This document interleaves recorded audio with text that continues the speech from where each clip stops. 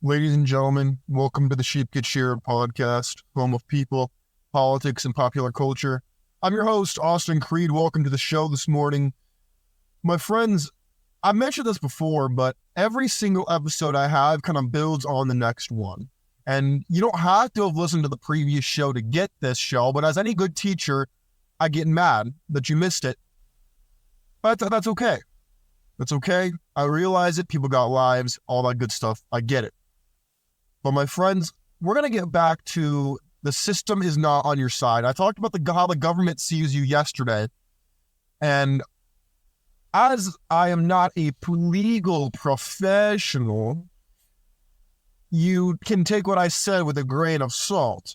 But let me just tell you, I gave you a lot of free game because I want you to understand how you're being exploited. I want you to ask questions. I want you to stay informed. And I want you to stay vigilant. Because let me tell you, there are people who refer to it as the Matrix. I call it the system. You could call it anything you want, but the people in power, the people who have access to the propaganda that you're being fed through education, entertainment, social media, you name it, all of it is tied into a simple fact that the system is not on your side. It's not. The system likes to prop up people that it can control. The system likes people, for example, we want to talk about gender equality for 2 seconds. So let's do that. Gender equality is a myth. Not that we're not equally human, but that we are all equal in every avenue. This is factually incorrect. Number one, men and women are not the same. We are different. We are all the same species, but we are two subsets of the same species. Men cannot give birth to children. I hate to offend you out there. If you think you can, you cannot. You can't.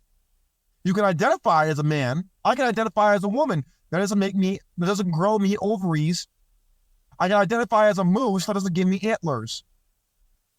So when I say that the system likes to advance people who it can control, you have to look no farther than affirmative action, which was struck down by the Supreme Court. However, it's still being practiced in a lot of the Ivy League institutions, the institutions of lower living, a lot of different major league corporations, big tech, big pharma, you name it. They're still pushing forward this idea of diversity, inclusion, and all that. I find it rather intriguing that they're very inclusive until you disagree. They're very diverse when it comes to how you appear, not necessarily with how you think.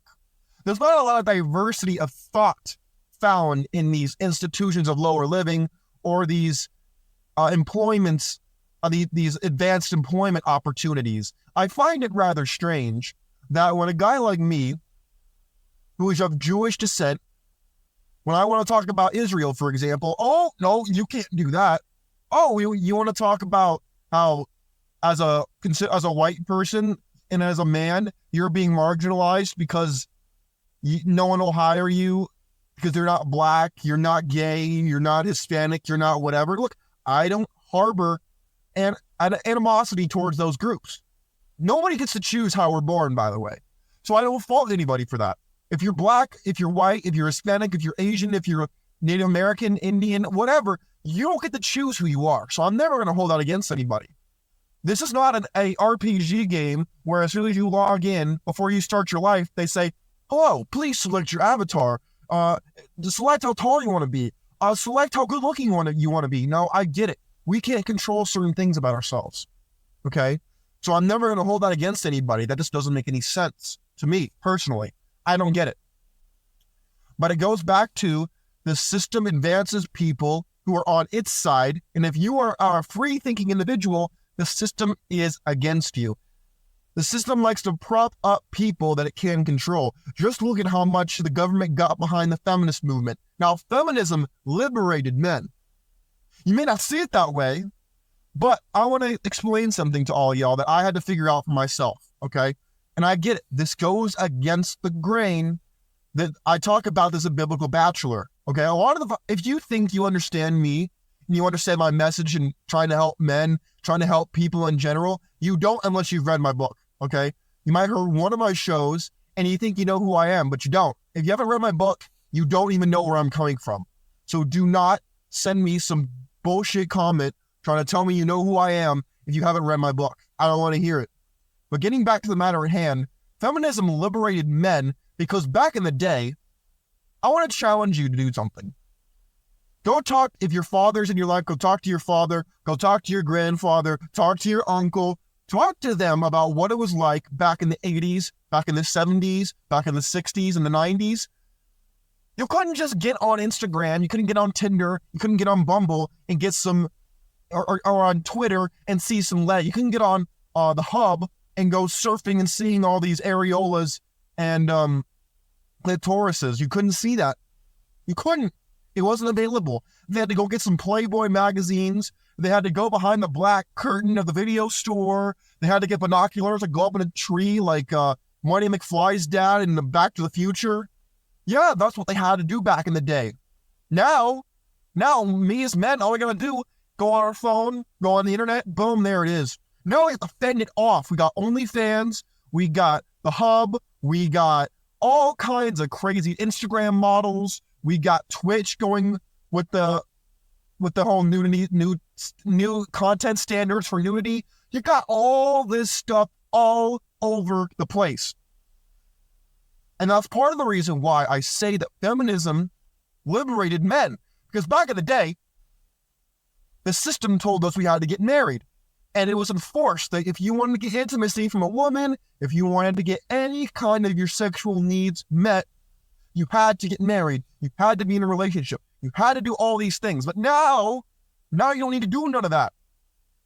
Now, you can go fix someone's bind. Shout out to CGA. You can go out here, you can get it relatively cheap. Now, I'm not saying break the law. I'm not saying anything to do anything illegal. But if you go on seeking arrangements, if you go on Instagram, a lot of these people engage in pay-for-play activities. Which tells me you don't need to go and get married. You don't need a long-term relationship anymore. Now, if you want to, that's fine. But the system still tells you to get married when you look at the fact that over 80% of marriages are 80% of divorces are filed by women, not men, by women. You have to ask yourself, wait a minute, hold on, wait a minute. This ain't right here. You mean to tell me that you want me to get into a long-term relationship, invest in you, but 8 out of 10 of these divorces are filed by women? And the divorce rate's already like 60, 70%? Wait a minute. You don't see how that could potentially be a liability to you?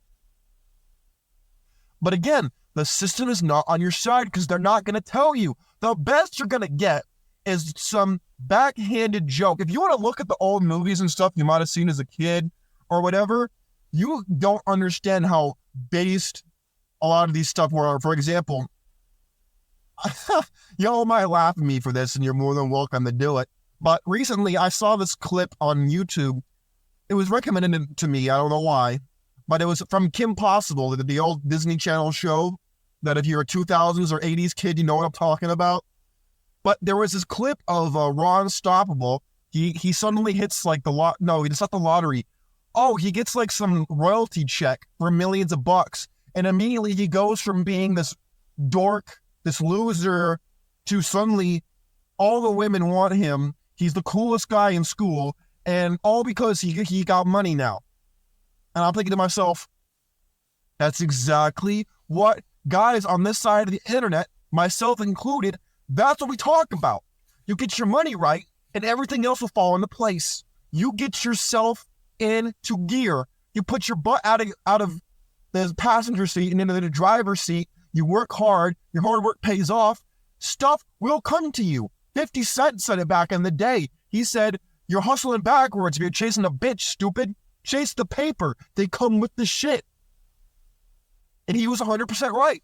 But again, they don't directly tell you what I just said because they can't. Because if they did, they would face backlash. Again, this ties into another idea that I've discussed on this show of Aesopian language. You remember those old books you might have read as a kid, those fables, Aesop fables, that maybe your mom, your grandma, your aunt read to you as a kid. Well, that's that kind of language that is inserted into everything that you read, everything that you see, everything that you listen to. That's all there. If you know it's there, you can find it. But that's what I mean when I say the system's not on your side. Because those who know will see what I'm talking about, and those who don't see, it'll go right over their heads and they'll miss it. Now, I'm not calling you stupid if you don't see it, because you can't find what you're not looking for. It's just not going to happen. But again, this ties into the system is not on your side. The system is going to subtly give you propaganda doses that will subvert your notion of reality to suit their needs. Not because they're, quote, evil. I don't really believe in good and evil when it comes to that kind of diagnosis. Everyone in every corporation, every corporate entity, every person will serve their own self-interest. And so I don't blame the government. I don't blame big tech for doing these things. The problem is, the blame is not the issue. It's what are you doing to counter this? Because it's happening to you, whether you like it or realize it or not. It's going to happen to you, and it already is. And that's only one example. I can guarantee you there are multiple different based examples that are sprinkled using Aesopian language and metaphors all around you, in entertainment, in education, and everywhere in between. This is not an accident. And it's also not exclusively towards, red pill type talking points. You can find it in politics with socialism, communism. You can find it in every single avenue, but only if you put on the right glasses or the helmet of truth and you see it for yourself. Only if you stay vigilant, informed, and you question everything that enters your mind. My friends, I realize you may think I sound paranoid, borderline schizophrenic. I understand all of that. Trust me, I didn't just wake up and start thinking this way. Okay? It took me time. It took me a little bit of anger, a little bit of coping. I went through the stages of grief. Okay? The 5 stages of grief are real. But I've gotten to the point where I am at the acceptance point of view. I've accepted that if you listen to me and you understand what I'm saying, we're not normal people, by the way. We are not normal. We are not the normal people out here. We are hiding in plain sight. We are the rams amongst the sheep. And the wolves know that, and they don't want us to warn the sheep. They don't want us to stop what they're doing. And so they use the court of public opinion. They use social media. They use the propaganda outlets to attack us, to castigate us. And they use the family court to extort us. And they're agents of chaos, aka a lot of these modern day feminists, to attack us, to extort us and silence us. I'm not trying to get you to be paranoid. Not everybody potentially is out to get you, but everybody's going to serve their own self-interest, which might just counteract your own. So you need to be vigilant. You need to understand that the system is never going to be on your side unless you're benefiting the system, which I can guarantee you, you're probably not unless you're a normie, unless you're a lemming, unless you're one of the useful idiots that Lenin wrote about before the revolution in Russia. Unless you're a useful idiot, you are likely going to be the adversary of the system. Now, I'm not calling for a revolution. I'm not a revolutionary. I want you to just realize how you're being extorted, how you're being addressed, and you need to adjust. You need to make a new lifestyle change, which is why I did the very same thing I'm telling you to do, because I want you to win and I want you to succeed. I wrote my book, Biblical Bachelor. That is my alternative lifestyle. Now, if it works for you, that is great. Come join the journey. But if it's not, then you can develop your own. We are living in the best time where you can do that. But you have to have the courage to walk away. You have to have the courage to hold the line. You have to not give in when things go south. My friends, stay vigilant, stay informed, and keep questioning everything. I'm out of here. Peace. Enjoy the New Year celebration. I'm out. Peace.